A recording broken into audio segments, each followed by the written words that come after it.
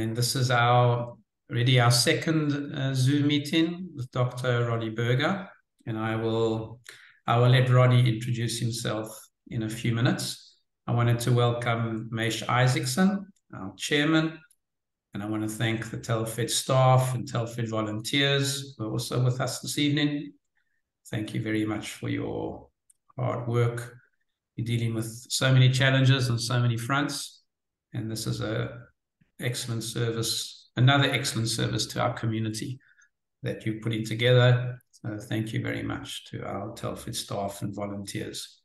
So a few matters that I wanted to bring to everyone's attention before we start is, first of all, if those of you who are on with pseudonyms or names that are not your real names, so please go and click on your picture, or when there's three dots on the top right hand side of the frame where your picture appears, and if you click on those three dots next to the mute unmute button, if you have one, you'll see at the bottom of the list that comes up is a word that says rename.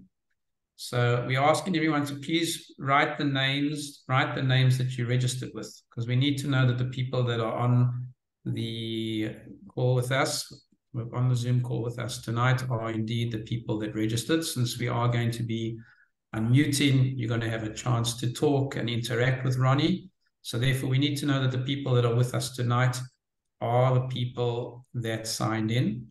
So if your name doesn't appear, if it just says Zoom user, or if it just says iPhone or something like that, if it doesn't say your full name as per the name that was registered for this evening's event, we're going to remove you from the group. So if your name doesn't appear there, please take the time to go in and change it and move it back to your proper name that you registered with.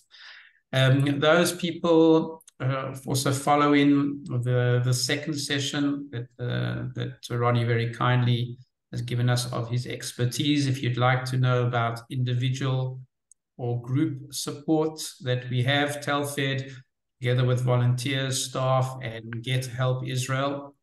So we have set up both individual and group support online sessions. So if you'd like to join any of those groups, if you'd like to have individual counseling one-on-one in English, or group support in English, so please get in touch with us, and you can sign up, and you can access the tremendous help that's available there, both on an individual, one-on-one in English, and in group support.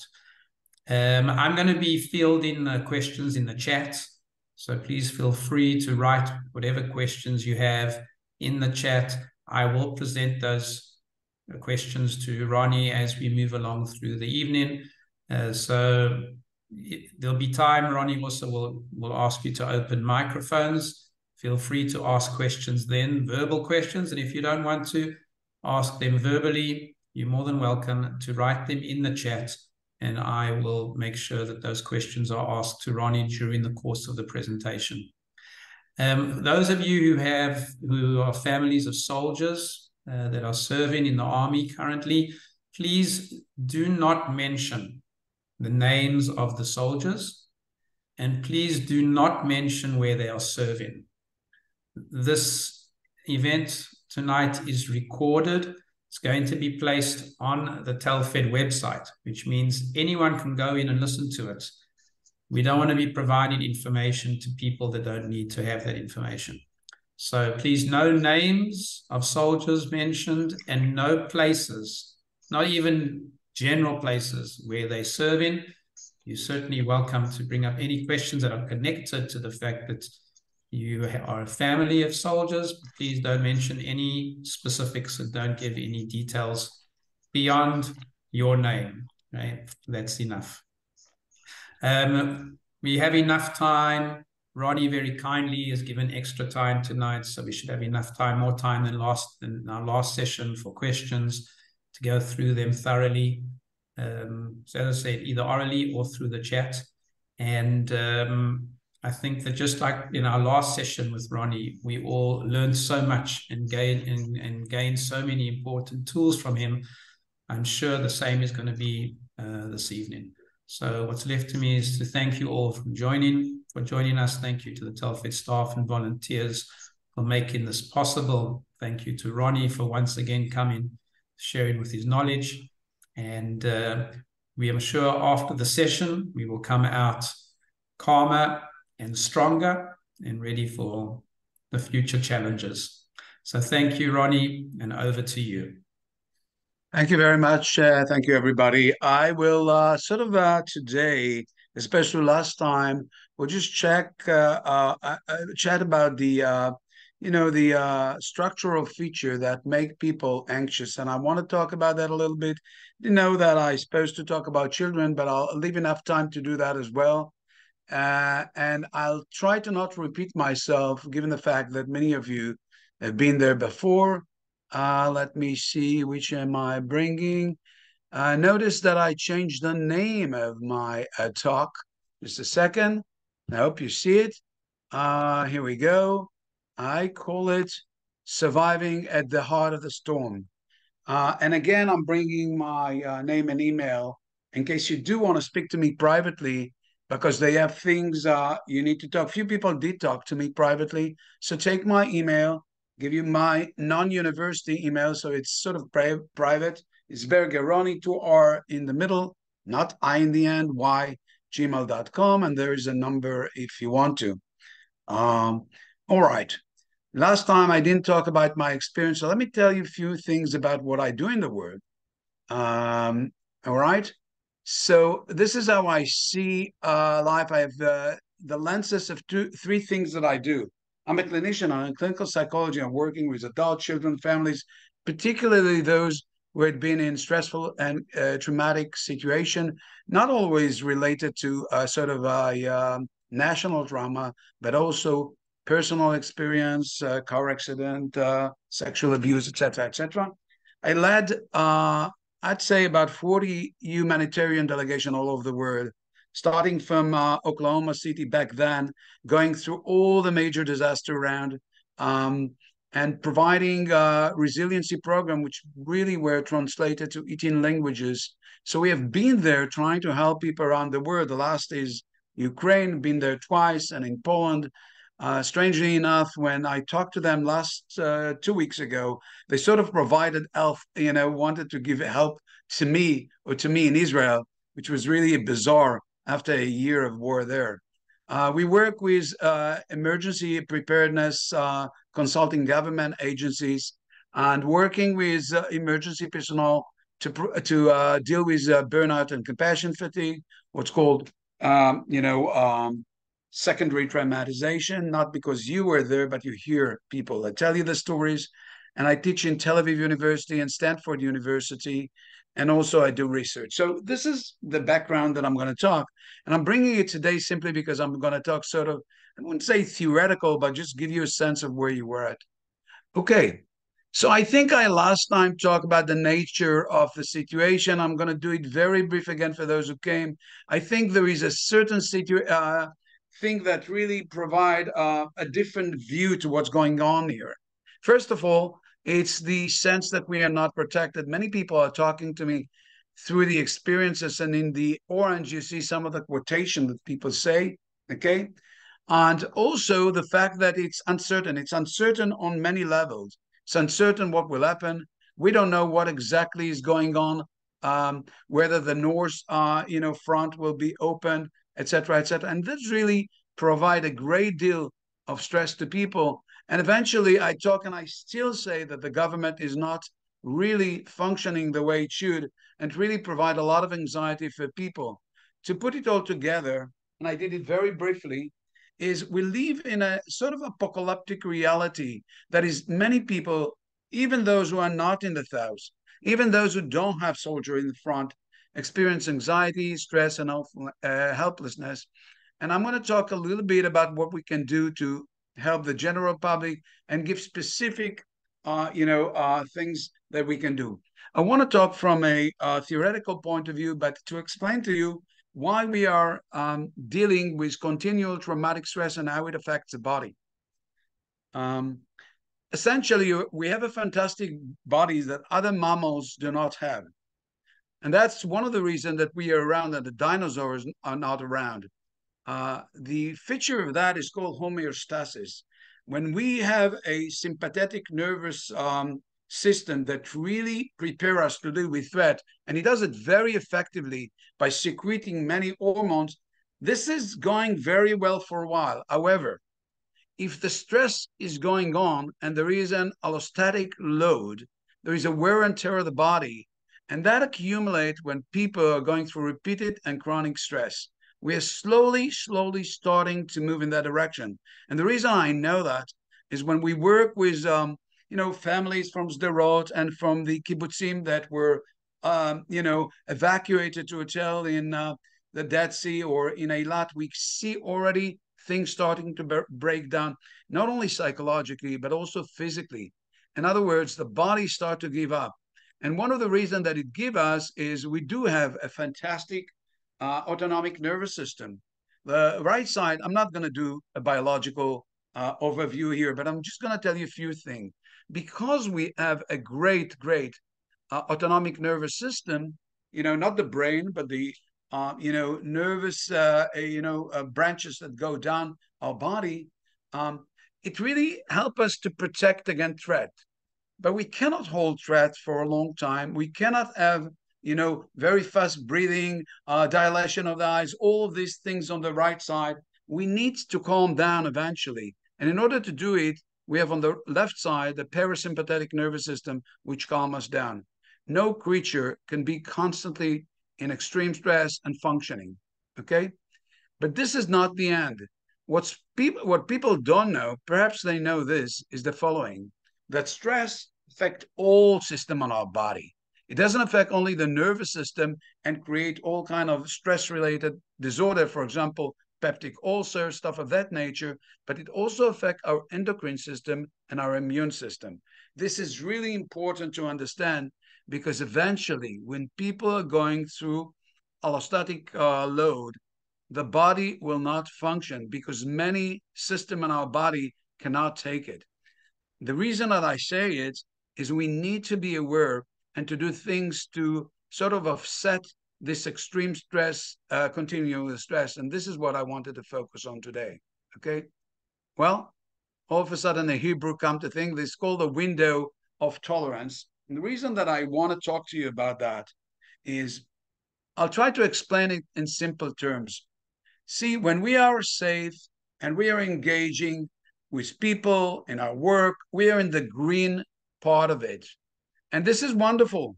Yes, we are challenged. Yes, things are going on, but we are quite okay. When there is extreme stress, we move on upper part of the rectangle there. We move into the hyperarousal stage or the sympathetic nervous state. And what we do is try to deal with the situation. Being in the part up there is okay for a while, but when we stay a long time, things are not going well because oftentimes when we are very stressed, we are very rigid in the way we act. So we need to go back into the green state and we need to find how we help people to go into green state. Let's talk about the lower part, the sort of blue state, and this is the collapsed, helpless state. Here we have hypoarousal, meaning low arousal level. And when we are there, we are depressed, we are dissociated, we are not connected, and that's not good either because we need energy to move on.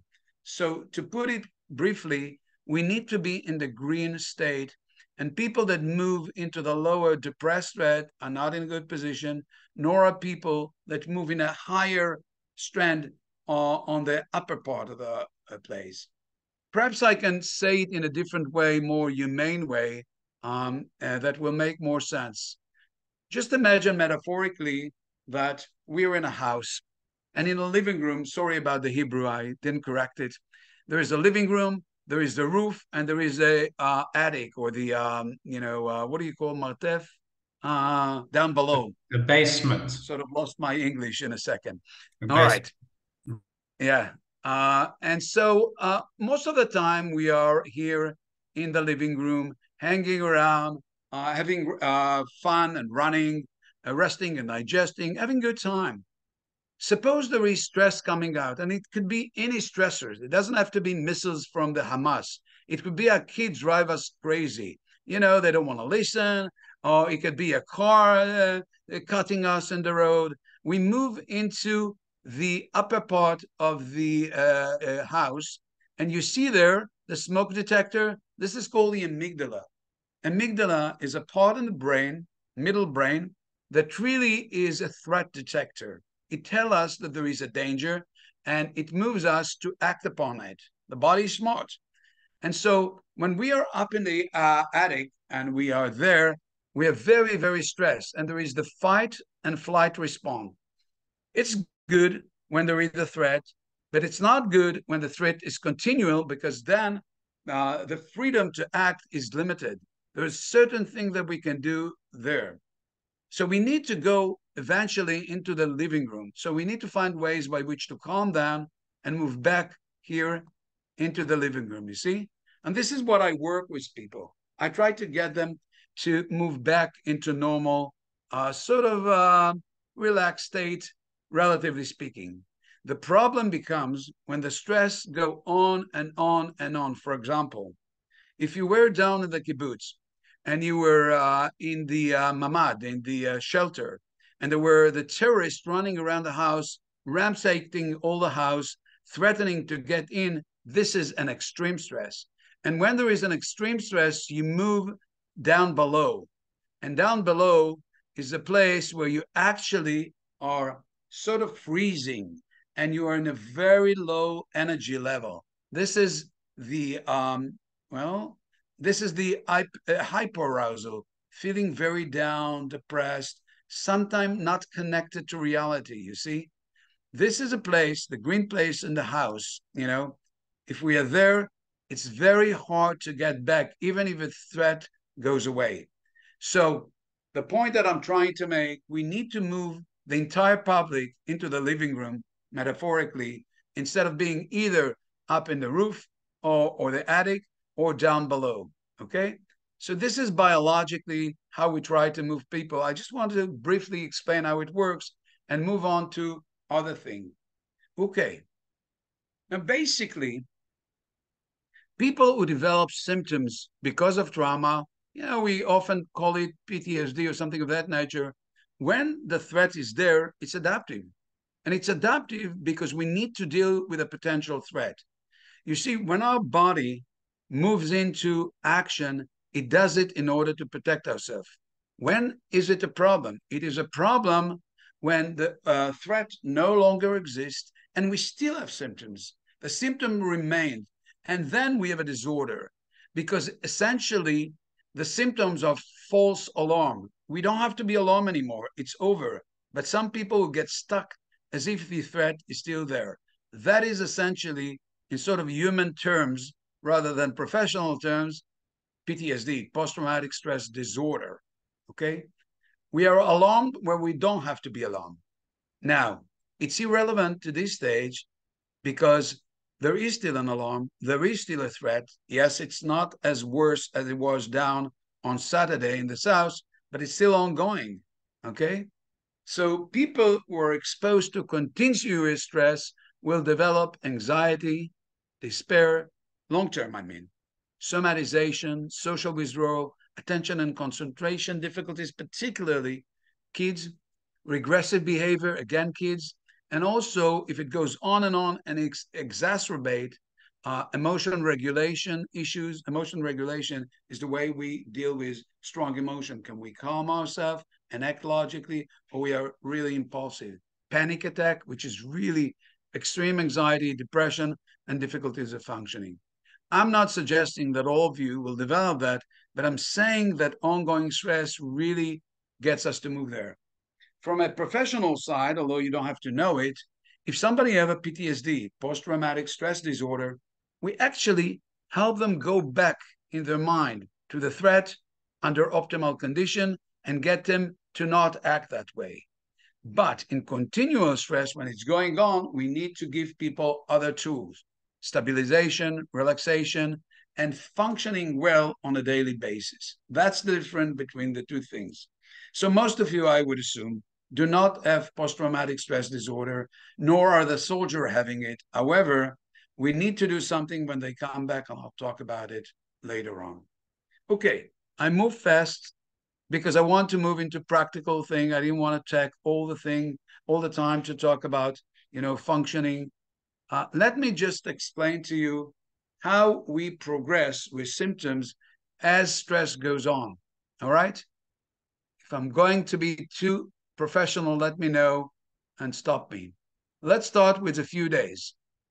In the few days in the beginning, when it started, we call it acute stress reaction.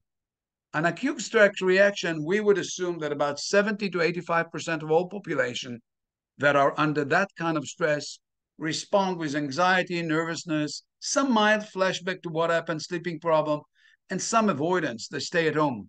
But these are transient, things. They go away after a while. So we're not worried about them that much, okay?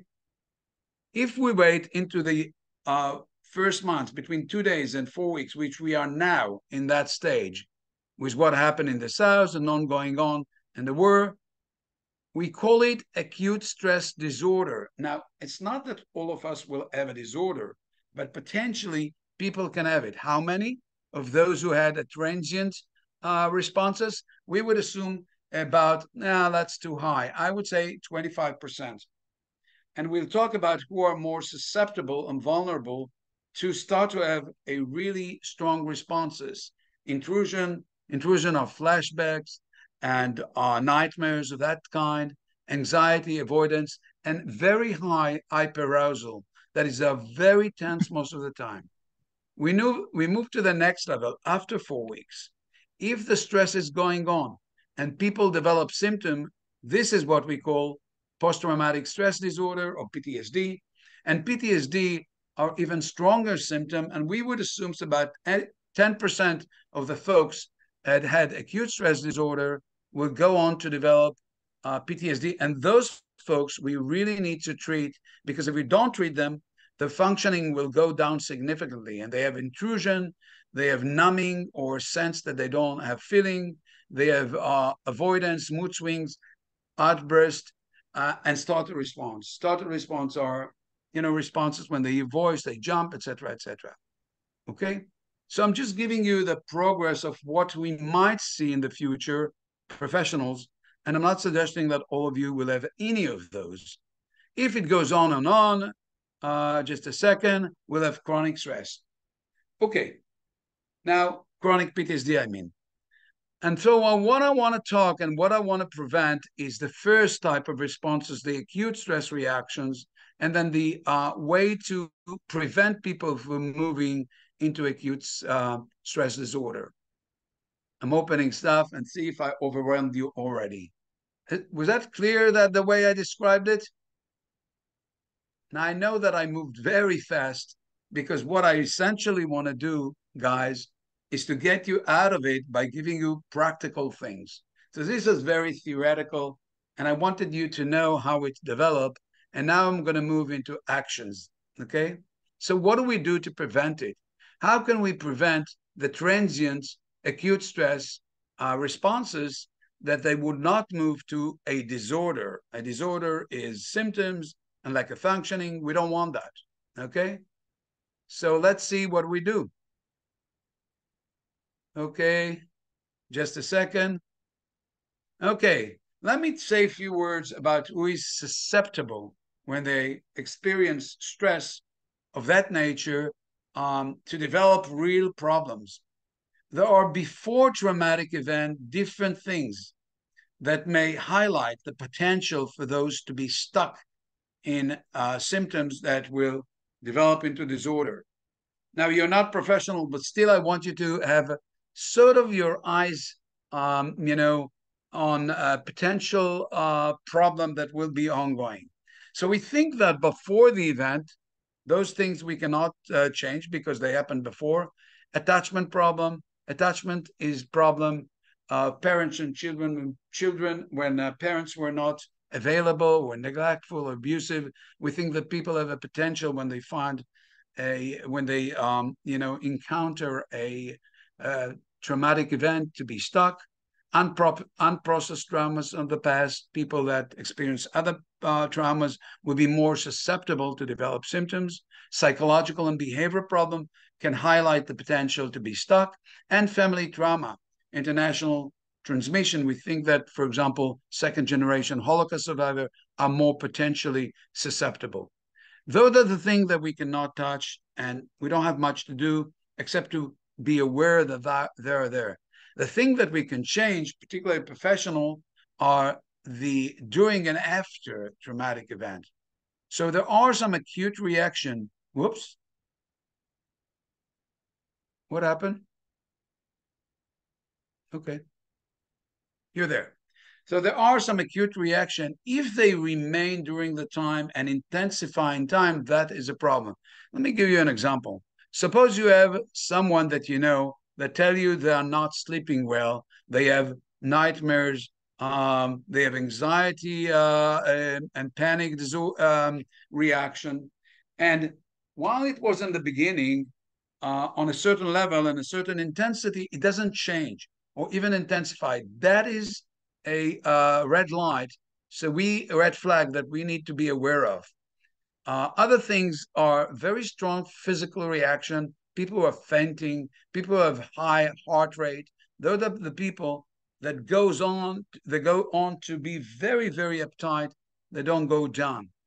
The other thing is people who are disconnected. Dissociative reaction, a reaction of people who do not feel in touch with their either feeling or sensation or forget things of that nature. And finally, strong reaction of avoidance. People who don't want to go out of home. All of those folks are potentially susceptible, if it's going on a long time, to develop a disorder. And it's really hard then to get them back to where they're at. So I wanted you to just be aware of those symptoms, because you might talk to people who are beginning to develop those, and just be aware that they may need to see a professional to talk to them to assess whether they are moving into a disorder arena, and maybe can do something in the beginning to get them out of it. Okay. You can ask me a question. I'll give you in a while a chance to do that. Let's talk about what I wanted to focus on primarily, which is what you do with the continual traumatic stress at this point. Okay, I think I talked last time about the very easy procedure that help people calm their body. We call it vagal breathing. Vagal breathing is deep breathing that when we inhale, particularly through the nose, we push the air down below your diaphragm and your belly blows out. Don't worry about it, it'll come back. And then we exhale very, very slowly. The reason we call it vagal breathing is because of this little nerve. It's actually a bundle of nerves, as you see in the middle there. See it in the middle? Those nerves, the vagus nerves, are doing something very interesting, which in a second I'll show you what they do. First of all, they come from the brainstem and they are innervated to all organs in the body. And what they do is, operating the parasympathetic nervous system, meaning they relax the body. Okay. Now, in order for them to work effectively to this bundle, what we need is to activate it. So what I'm going to do now is I'm going to find out how you're doing, folks, by making an experiment to you. And since I have wonderful connection in mental health facility, no, I'm just joking. I'm not going to hospitalize any of you. Worry not. All right. I'm going to ask you to do something very interesting. By the way, what I'm doing now has been done in a bunch of study, what we call meta-analysis. And I'm going to take time, a minute, and I'm going to ask all of you to please breathe normally and count the breath. And I'll tell you how you count the breath. Inhalation and exhalation is 1. Inhalation and exhalation 2, etc., etc. Is that okay? Let's make. Ay, ay, ay. Guys, gotta go. I'm in Tel Aviv and there is now the siren going on. So I'm going to come back in a little while, okay? I don't know if you're there. Coming in a second. You can wait. Sorry about that. So we thank Rony, Be safe. and we wish all our Tel Aviv residents that they should be safe. And after Rony has been in his safe room, he will return to us. So I recommend let's just wait. Those that are in Tel Aviv, we wish you well, and we're going to wait for Ronnie's return.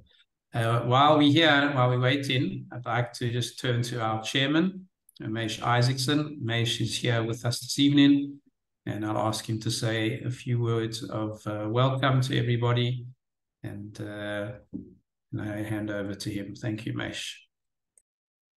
Thank you, Doron. Welcome to all the people that are on this Zoom meeting with us. I think it's very interesting to see that when there is a siren, it's very easy to speak about how one should behave, how one should handle stress, practical ways that you could do it and should do it. However, when you're living it and actually doing it is exactly what we saw now with Dr. Rony Berger. And I think that's a great example that we've not only got someone who preaches, but he practices it. And here it was real lifetime to see what he was doing. And that was interesting. I certainly look forward to him coming back. I'll speak further at the end of the evening to thank him. But in the interim period, I'd like to thank Doron and the staff of Telfed for putting this together and working so in this difficult time and this challenging time that we have with all the requests that are made. There's the boom, another boom in Renana. We've just heard a second and felt a second boom. Even the dog's barking. He hasn't been. There's a third boom. So Ron, can I say something? Go ahead. Okay, hi. I just want to say one thing, if you don't mind me interrupting for a minute. You spoke about practical things. I volunteer for Hatzalah, Horton, the psychotrauma unit, and I actually saw a fantastic clip. I see some of you in your faces and the anxiety. One of the exercises I can share with you that's amazing. I just had operation on my eye for 2 hours, and while he was operating, I used it, and it really works. So to reduce anxiety, if you want, I can share with you a little something that helps with the breathing. Would you want to, Ron? It takes 2 minutes. Yeah, please go ahead. Just before you do, Fiona, I just want to Mesh with me was just in the middle of a sentence. I just want to know if he's carry on, yeah. And then if he is, then we'll hand over back to you. But thank you for volunteering. Sorry, Mesh, was there just anything else that you wanted to finish off before we go over to Fiona? Okay, let it go ahead with that. Maybe if people need breathing, that's fine. No, I thought instead of counting the booms, like with your children, which increases anxiety, what you can do is there's an exercise. Oh, I see Dr. Berger's back. Can I just finish, Dr. Berger, or you want to continue? Dr. Berger's on mute. So you know what, Fiona, let's go back. I say we survive and you can continue, please. Okay. Okay, so there's a breathing exercise that is fantastic for adults and children. So it's called Ner and Perach. So you have in your hand Ki'ilu, a beautiful flower, and you breathe in the flower. Fiona, sorry to interrupt you. I think that is part of Dr. Berger's presentation. If he doesn't say exactly what you're going to be saying during his presentation, then I would suggest and request that you do it afterwards, please. Okay. All right. Well, I'll do some of that indeed, but I mean, that's okay. I don't mind to share. Okay. So basically what I was trying to do is want to do an experiment with you. As I said, we don't need the PowerPoint. I'm going to take a minute. I'm going to ask you to start. It'd be easier if you close your eyes. I'll tell you when to start. And again, inhale and exhale is 1, inhale and exhale is 2, etc., etc. So let's start, okay? So close your eyes a second. I'll tell you when we start, and I'll take a minute. You ready? Let's start now. Counting your breath.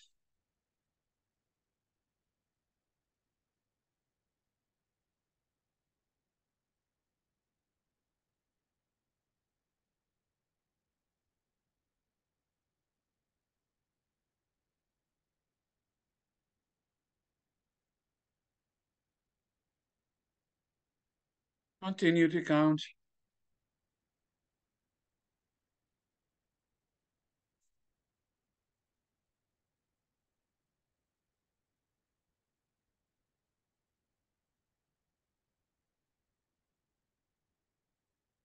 Keep counting.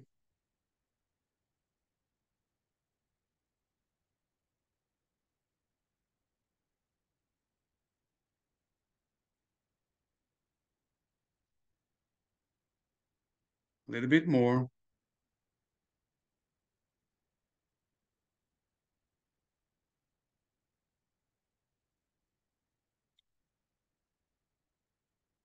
And stop. Please use the chat to tell us how many counts you had. Here, I'm showing you, where's the camera? I know if you see, it's exactly a minute. Okay. Tell you why I ask in a second. 18. Keep going, guys.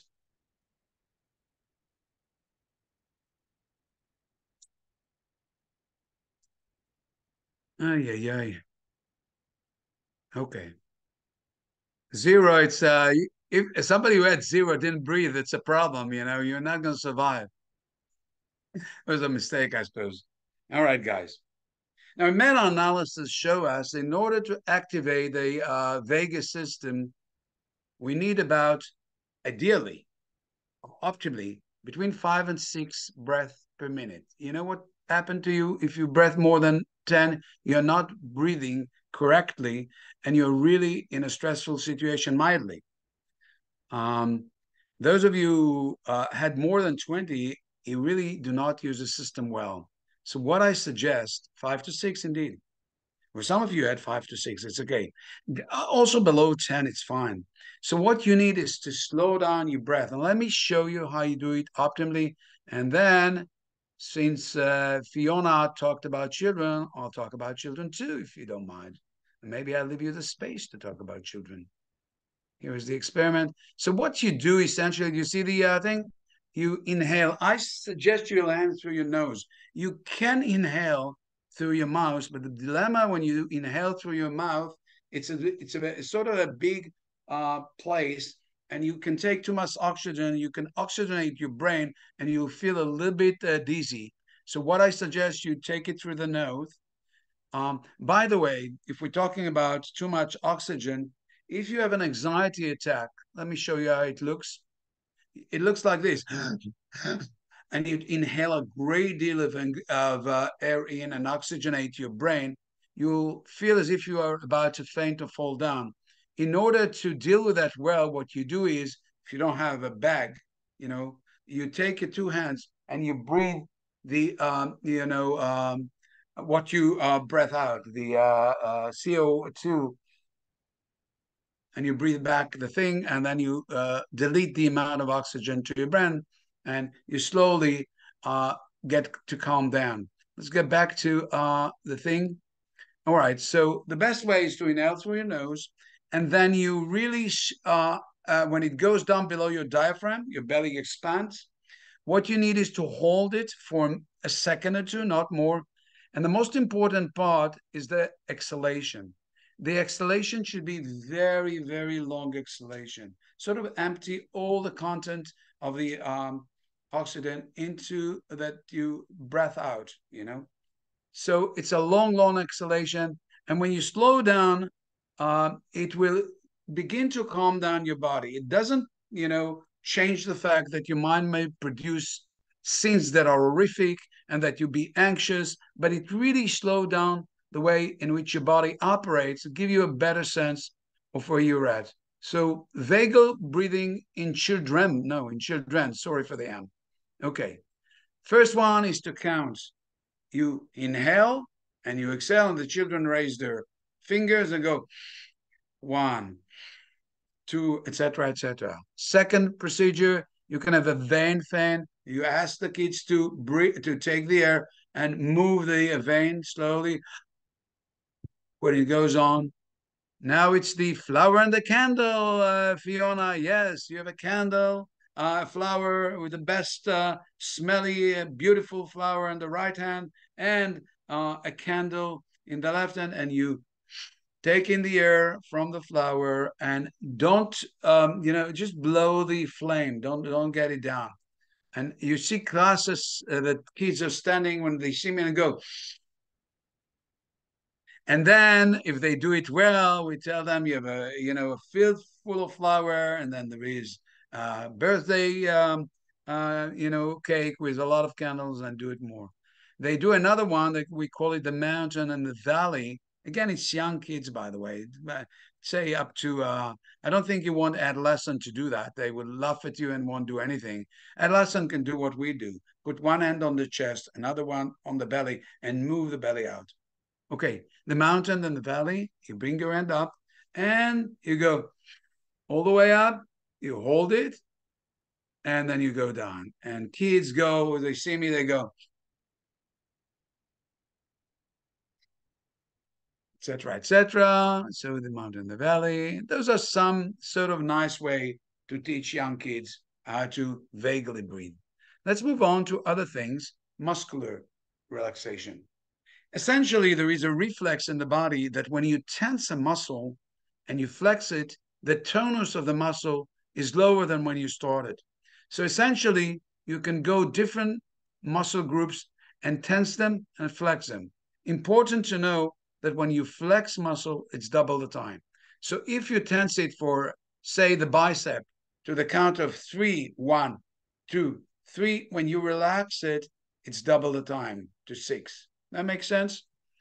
Okay. Now, there are many styles of doing it. I like to do it very simply, and I'll show you how you can do it in a simple way. In this, I'll send you that too. The 6 sort of steps that you do is you sit first, then you squeeze your face, and especially the cheeks.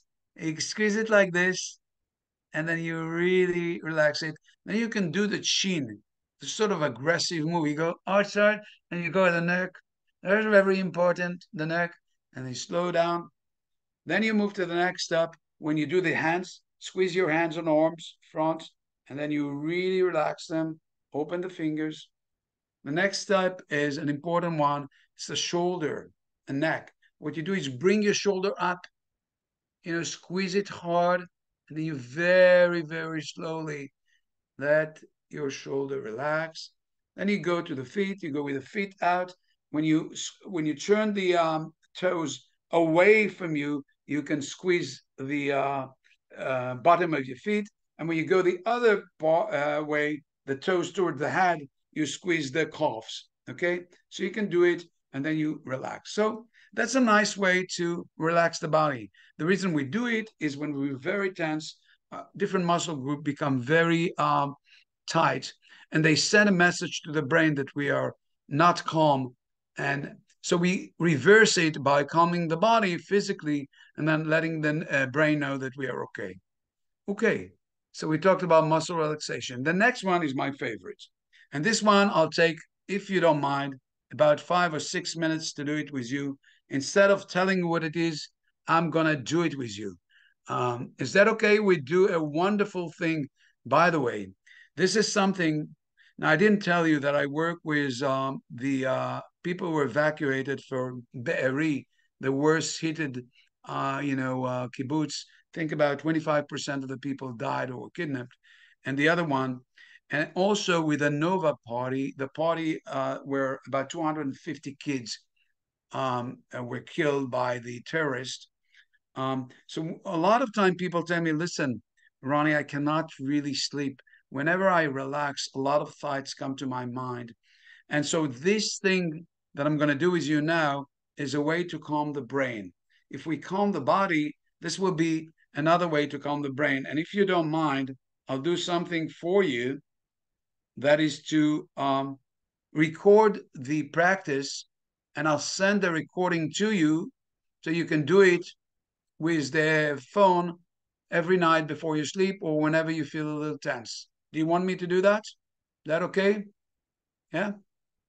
All right. Okay. So I'm going to do it with you. Again, it will take 6 minutes. Don't worry about it. Okay. So what I invite all of you right now is to sit straight, to make sure your feet are on the floor, Your shoulders are relaxed. Your body is up in a dignified position. You can close your eyes if you're comfortable. You don't have to close your eyes. You can lower your gaze or look at a point somewhere and fix your eye there. Whatever is comfortable for you. It's comfortable to you to close your eyes. Please go and do that. And just notice what's happening in your body. Well, there may be some parts of your body that are very tense and squeezed, and that's okay. You don't have to change it. Other parts may be a lot more calm and relaxed. Good. And bring your attention now to the breath, the natural breath. And see the rhythm of the breath, where it goes. And now I invite each one of you to just deepen very gently your breaths. Like I told you, you inhale through your nose, bring the air below the diaphragm into the belly, which expands. Hold it a second or two, and very gently through the mouth, exhale all the content of the air from your body. Let's do a few breaths like that. Inhale, below your diaphragm, hold it, and very gently exhale all the tension and aches from your body. And another one. Inhale, deep inhalation up to the pelvis, and now very slowly exhale all the air. That's right. And now I invite each of you to bring to mind a picture of a place that is a calm and relaxing place to you, a safe place. It can be a place that you have been when you had one of your trips in nature. It can be a home. Whatever for you is a safe and comfortable place, bring it to mind and see it in front of you. And just imagine that you are there right now. See the shapes and the color of the place. Allow yourself to feel the place in your body. It's a warm place, way the sun pats your body. It's a cold place. You can feel it in your body. Just imagine you are there right now. In whatever way is comfortable to you. You can sit, you can walk, you can lay down, whichever is comfortable. And now I invite you to hear the noises of the place. Perhaps you hear birds singing, wind blowing, or whatever is there in your safe place. Just allow yourself to hear the noises of the place.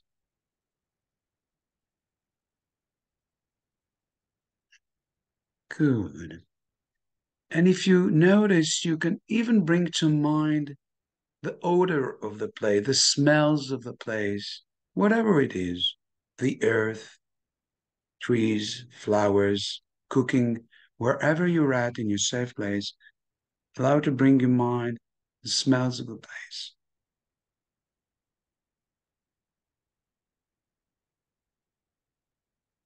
You can even remember the taste of the place if you ate there, as if there were, morsels of taste in your mouth that comes from that place. And if you don't, that's okay too.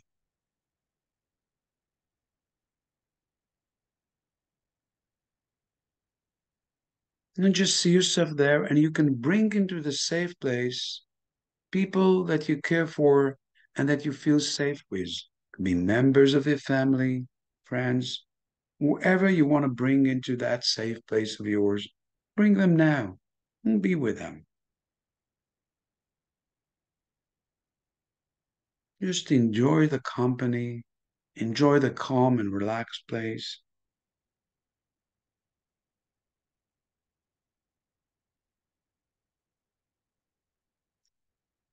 What I invite you now is to take a picture as if you take a camera or take a selfie and just take one picture to represent the safe place. Wherever that picture is, just take the picture of that safe place and etch it into your mind. Whenever you will see that picture, you can go back to feel what you feel now. The sense of calmness, safety, and relaxation that you feel right now. I'll give you a half a minute to be there, to enjoy that place of yours.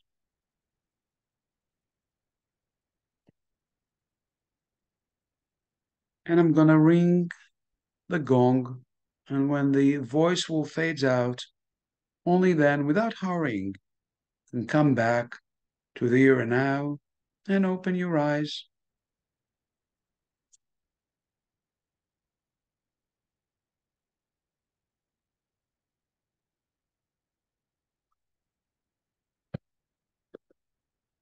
Safe place, guys. All right.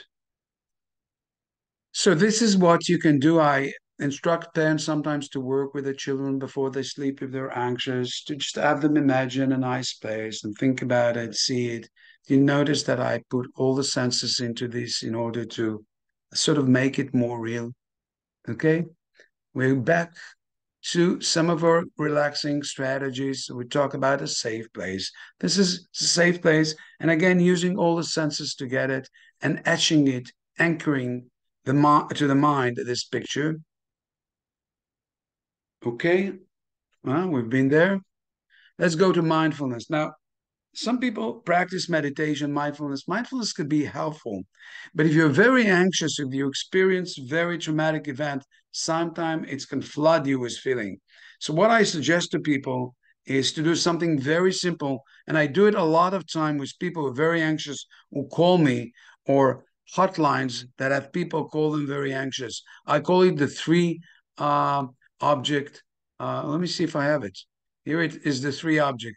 I ask them to stop a second. This is in Hebrew, but I translated three object. What I ask them is to look around and focus on three objects that draw their attention and really look at them attentively, seeing every knuckle, every color, and focus that with breath for a minute.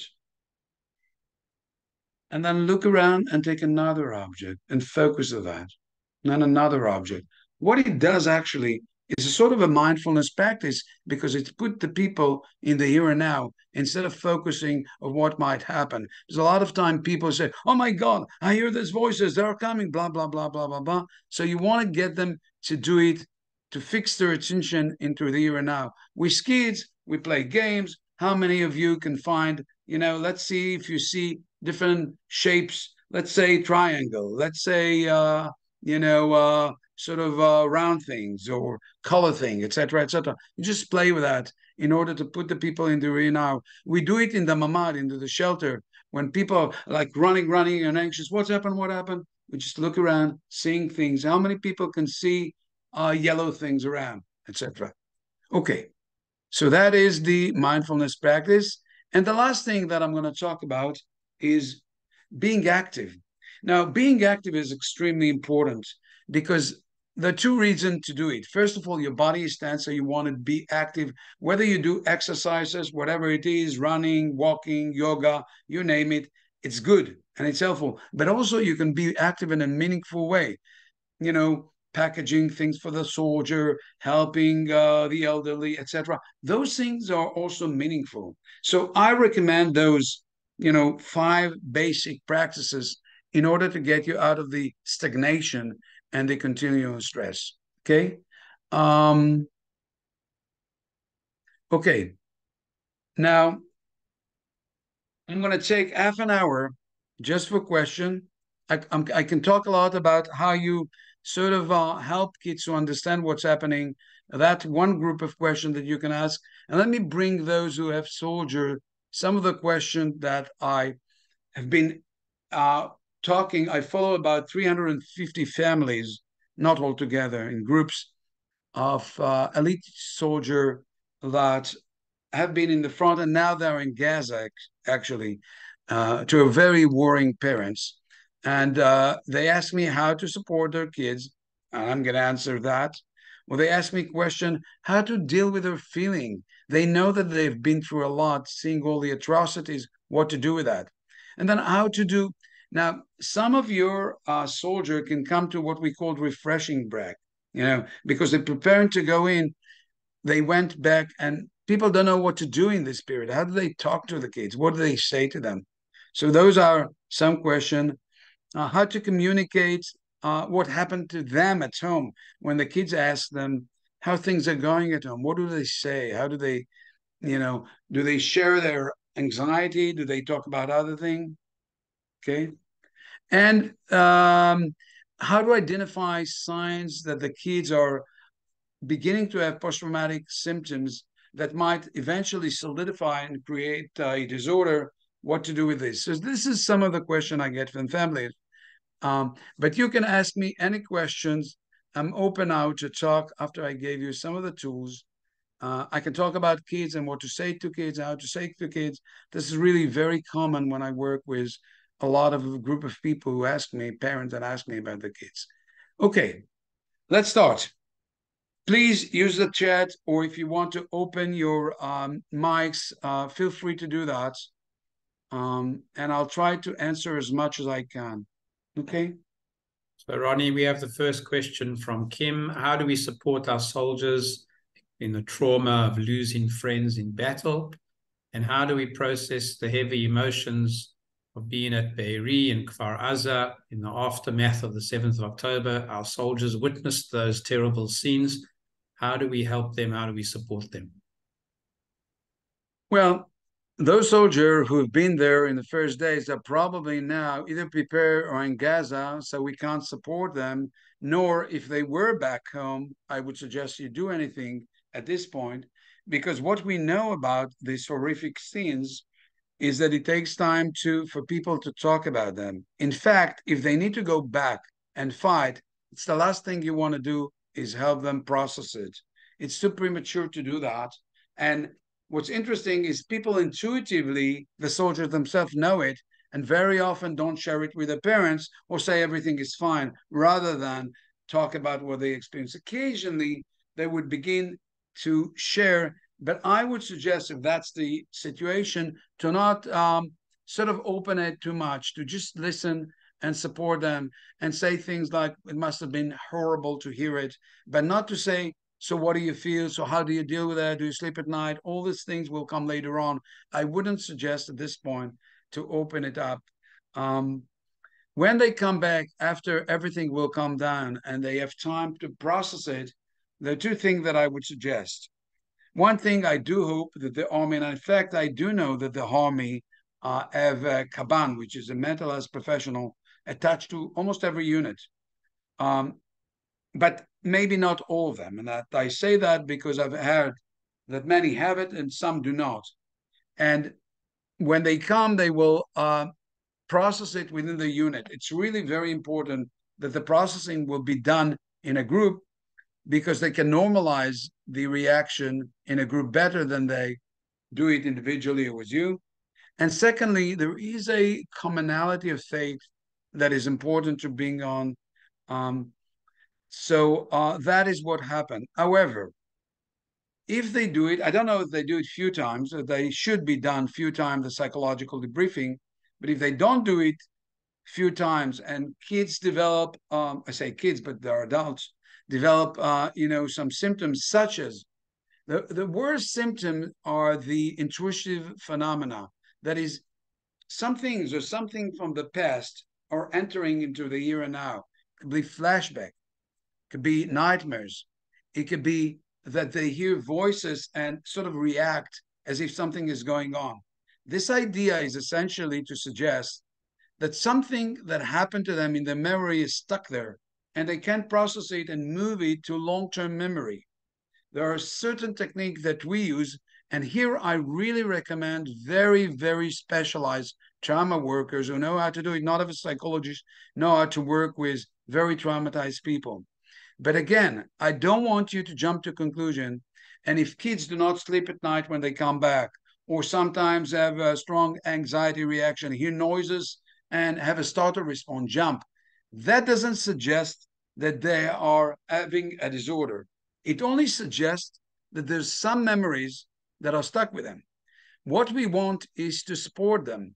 And if those memories do not decrease in duration and intention, then we need to intervene, not immediately. So the way to find it out is to ask them how things are going. And if they say, well, I haven't been sleeping when I came back at all, and now there are some nights that I can't sleep, then you see the decrease of symptomatology, which means that they're going in the right direction, support them, and they don't have to go and see a professional. However, if they say that things not change, same flashback, startle responses, difficulties with anxiety, they stay the same or even worsen, then I would immediately send them to a professional to sort of make a diagnosis and just find out whether they can process it in a professional way. It's not easy to process it, but if we get it in the window of, I'd say, from the end of the situation, a month or two, it's not difficult to get them back to normal, to put it in the back. They don't forget it, obviously, but they can move on without symptom, and that will be a solution. Other question, please. Right. There are many, but I'll be there all night. Don't worry about it.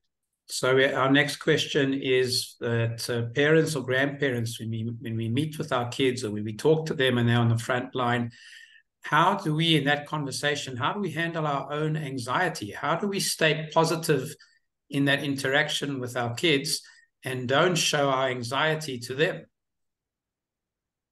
I tell parents and I tell grandparents and I tell everybody that is adult, self-care is the best childcare. You need to control yourself. You need to find ways by which to modulate our own stress reaction. So some of the techniques that I gave you would be available. Just work with your body, work with your mind, do things that really support you, share it with others. All those things of get to sort of normal reaction. Don't stay at home and look at TV all the time.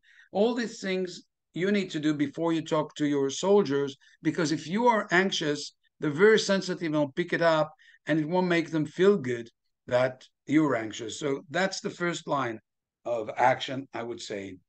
Now, I would suggest that just being with them, showing your care and love in whatever way you know how to do it, whether you bake, you hug, you do whatever, is the most important thing.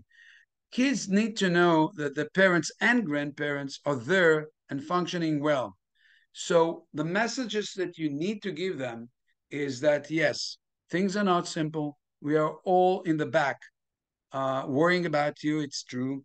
But we also are strong, and we also do things to support ourselves, and we also count on people that support us. So the message is a double message. We know how you feel, but we also are strong and we're holding ourselves. That would be my message. Other questions? By the way, there's no magic. I don't have a trick or a pill that give you and you'll feel calm and the kids will feel calm. That doesn't work. I mean, we are in a stressful situation and we need to be aware. And the more coping mechanism that we have, the better we do. How do we support a loved one who is having a panic attack? Just let's define panic attack. And there's some people simply call trauma when there's no trauma, and they call panic attack when it's just anxiety. The difference between anxiety and panic attack, anxiety is sort of a general sense of threat that doesn't necessarily have very strong physical symptoms. When you talk about panic attack, it's very similar to a heart attack.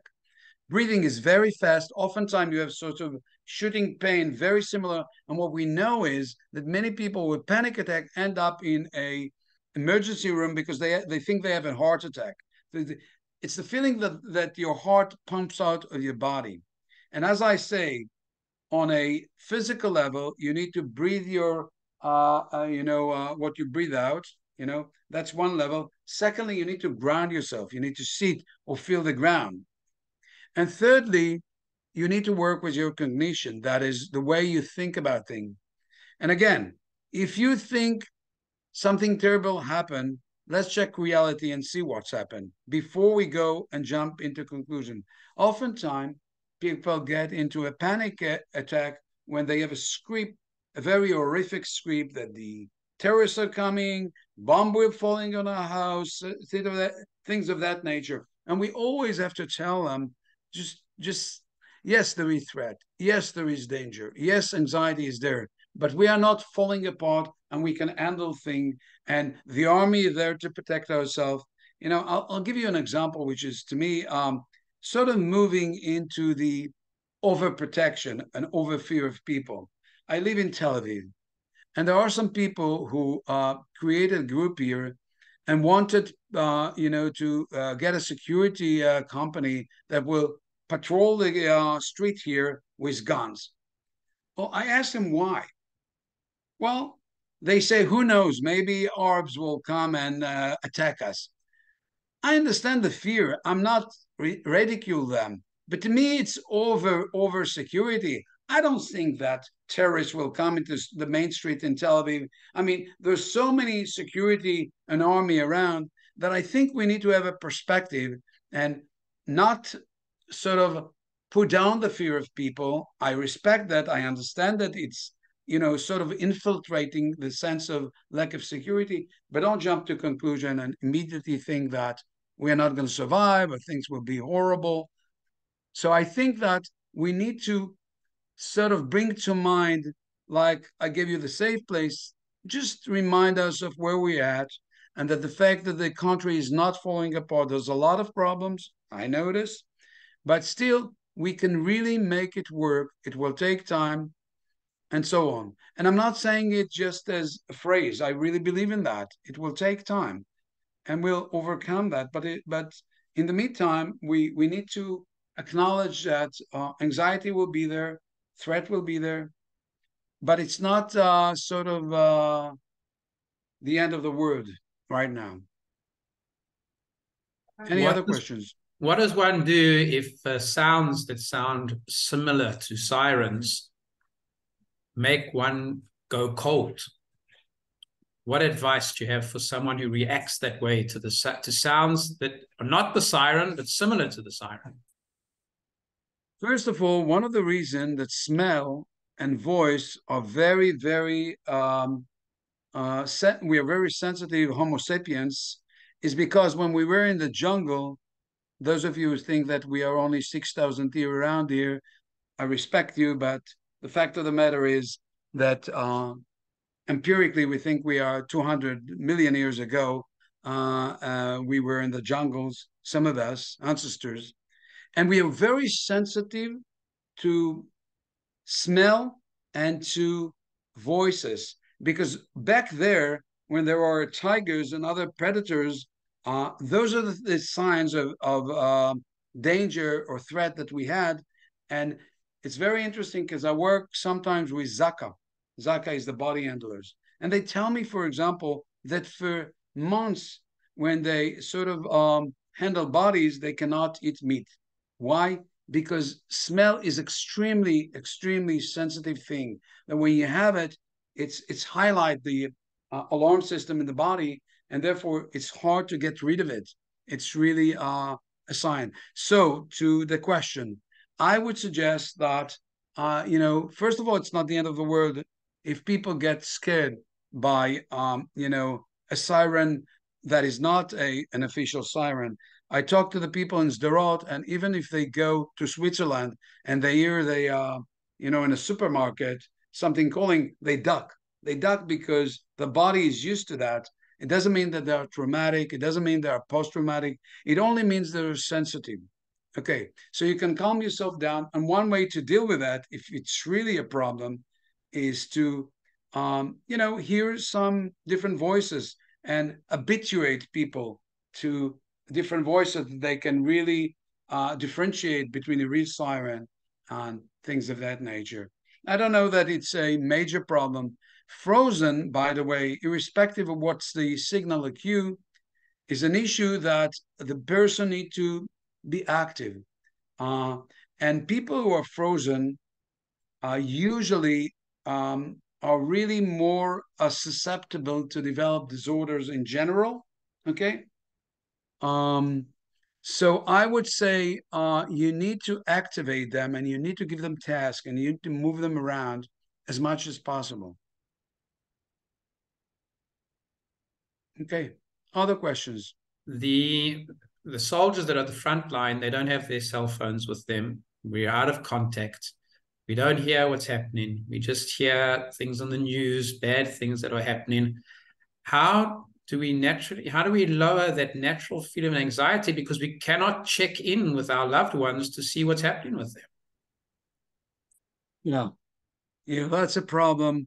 And the army take their phone for two reasons: security, because the line may be listened by other parties, and secondly, they want to disconnect you from home. And the reason to do that is to focus on the task they have ahead. It's interesting because the army gave a lot of people time to talk, and they give them the phone sometimes, and oftentimes they send them home for a very brief time. Or I know some parents who visited their kids in their preparation camps, but what do?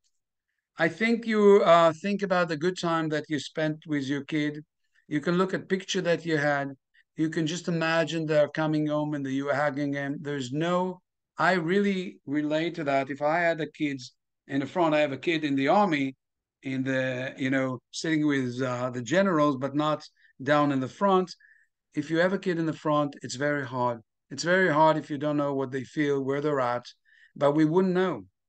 They may be preparing, they may be in Gaza, they may, hopefully, and we know that the army is doing everything in its power to protect them and to go very slowly so that won't have casualty. But, the fact is that it's not 100% situation. It's hard.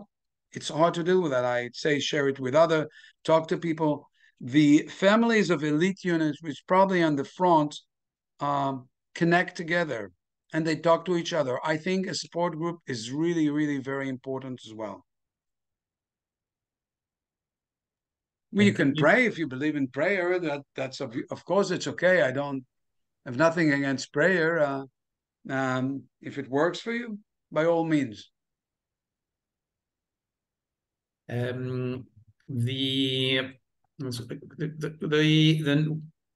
fear of them being in a dangerous place, and that constant desire to want them to come home safe and whole. They can actually take over your daily functioning all the time. You're just thinking about how they're in a dangerous place and how you have the strong desire just wanting them to come home and walk through that front door. And you can't think about anything else. It's a very anxious feeling. Yeah, and we call it rumination, and those are natural. Rumination are functional because we want to protect ourselves and others. But I think the way to deal with rumination is to not let them control you and to go to routine and do other things. As hard as it is, I do know that it's hard to not concentrate on those. But if you can distract yourself by helping other, by working, by seeing things that are not TV and how they get into Gaza, but rather other things.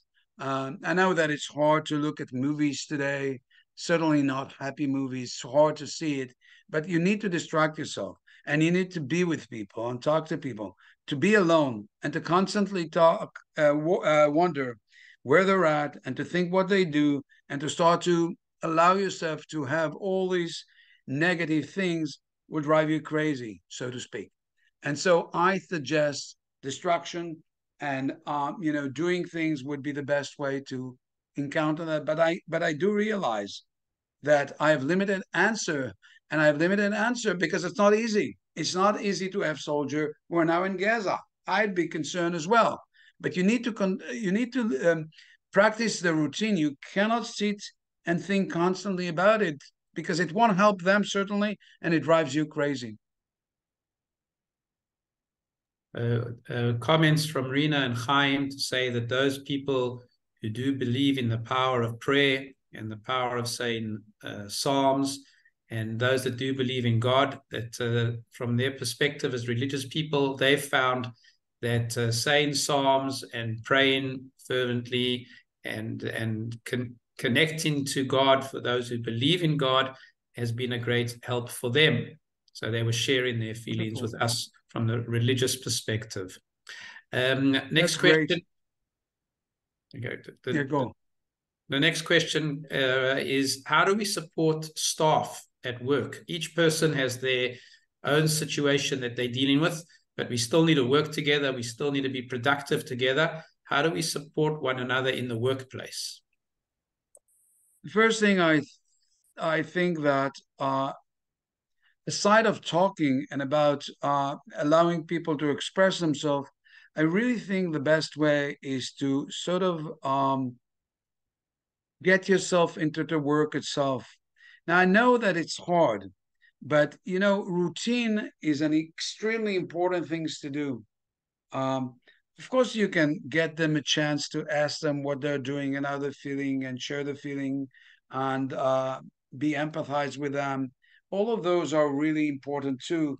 But I think we need to go on with our life simply because just sitting down and listening to a potential hard story doesn't help us. Now, I'm not a cold person. I do it all day, you know, but there's a limit to what you can do to people. So after you support them and have them tell the story and share the story, hug them, support them, the next level is get them to do the thing that they used to do. That will be really important, difficult as it might be. That's what I think.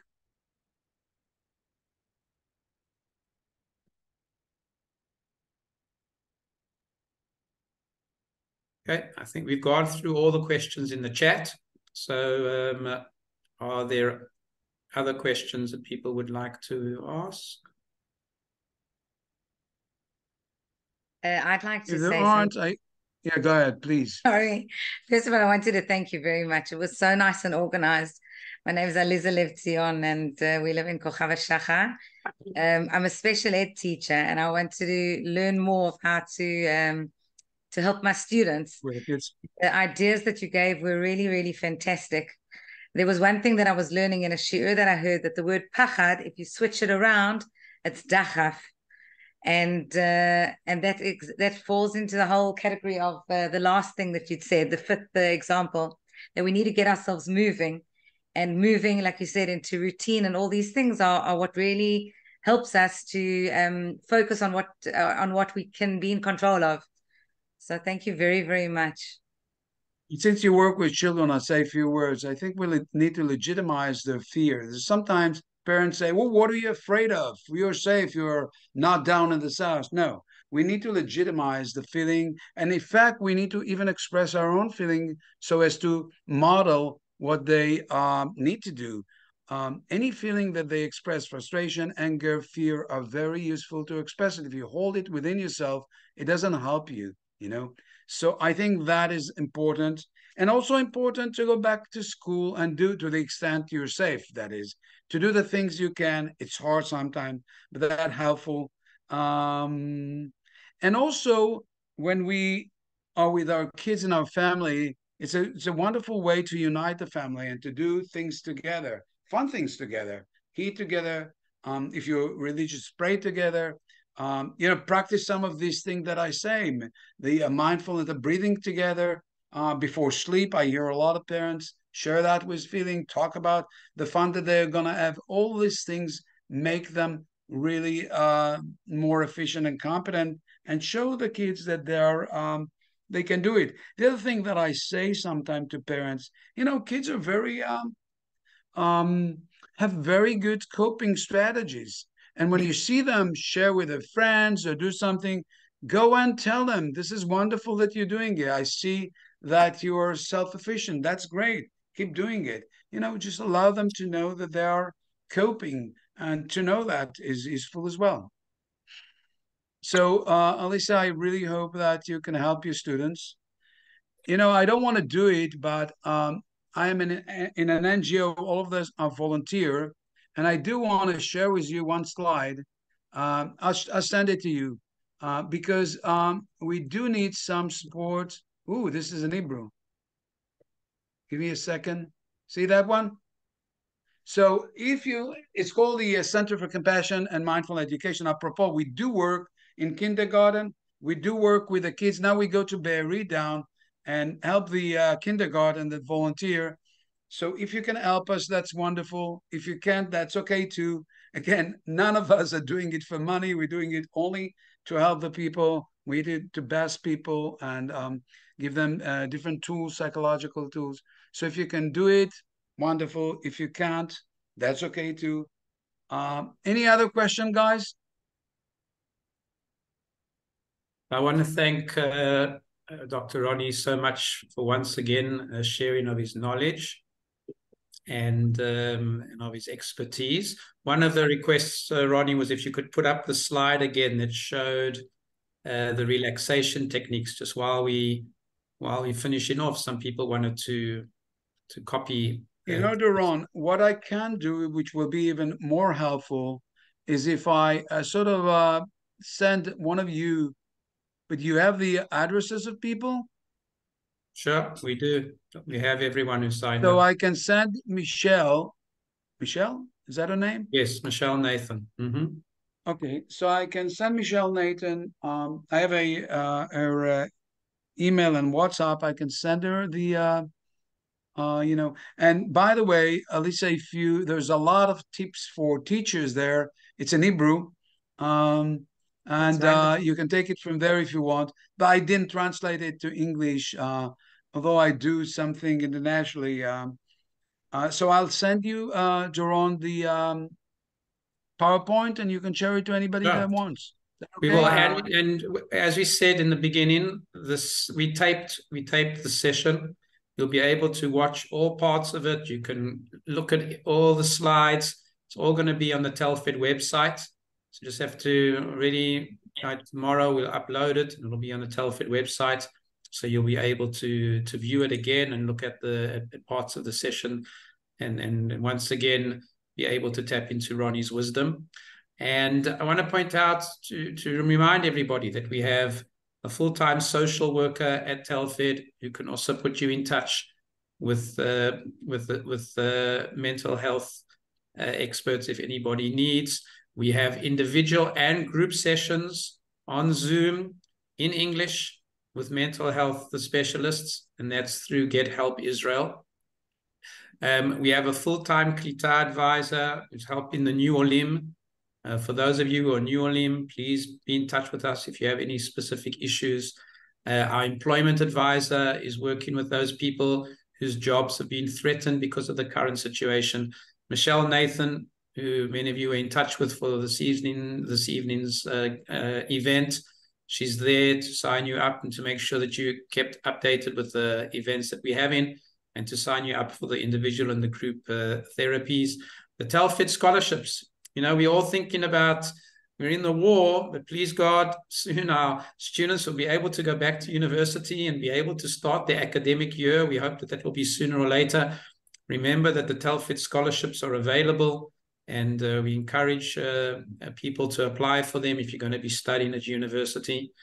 So please utilize the many Telfed services that are there. I can tell you now, actually, for the first time, the Telfed buildings in Ra'anana and Tel Aviv are now not only housing South African and Australian Olim, but they're also housing people that have lost their homes in the south and the north, and we're housing them in the Telfed buildings as well. So Telfed is very active on all fronts. We're there to assist. Please feel free to be in touch with us. We're here to help you as best as we can. And tonight's evening was one example, and I really have to thank Dr. Rony for sharing his fantastic wisdom and experience with us. Tomorrow evening at 7 o'clock, we have a briefing with the IDF spokesman. I don't think the spokesman is going to be as calming as Dr. Rony. He's going to be telling us as it is. So maybe it's good to practice some of the techniques that you learned tonight. Like, you know, start at 6:30, practice the techniques you learned tonight from Rony, and then come on to the Zoom call at 7 when you hear the IDF spokesman. So sign up for that is available again through Michelle Nathan, and please join us tomorrow evening at 7. We're doing that together with ESRA and the ACI. So I want to thank everybody for joining us on behalf of our chairman, Maish Isaacson, who you met in the beginning of the evening here to leave us, but he also sends you all his best. We wish you safety. We wish you good health. And as Rony all the time says, we can look forward to better times. We know they're going to come. We need to be strong. We need to show that inner strength also to our loved ones and to our soldiers. And we can be sure that we're going to come out of all of this stronger and in a better place. So let's strengthen one another. Let's strengthen ourselves. Let's use the techniques we learned from Rony, and let's move forward positively, knowing that things will get better. And we here at Telfed are here to help you try actualize that. So thank you, everyone. And good evening, guys. Toda, Rony. We appreciate it. Bye. Thank you to all of you. Thank you to the Telfed staff and the Telfed volunteers. Thank you very, very much. Sure. Shalom all. Take care, guys. Good evening. Doron, thanks very much. Thank you for organizing this whole thing, and Dr. Rony. יישר כוח, בשורות טובות, שנזכה לגאולה עוד היום. Amen. Thank you, Lisa. And thank you to all of you who joined us. Shalom and Laila Tov, Laila Shaket.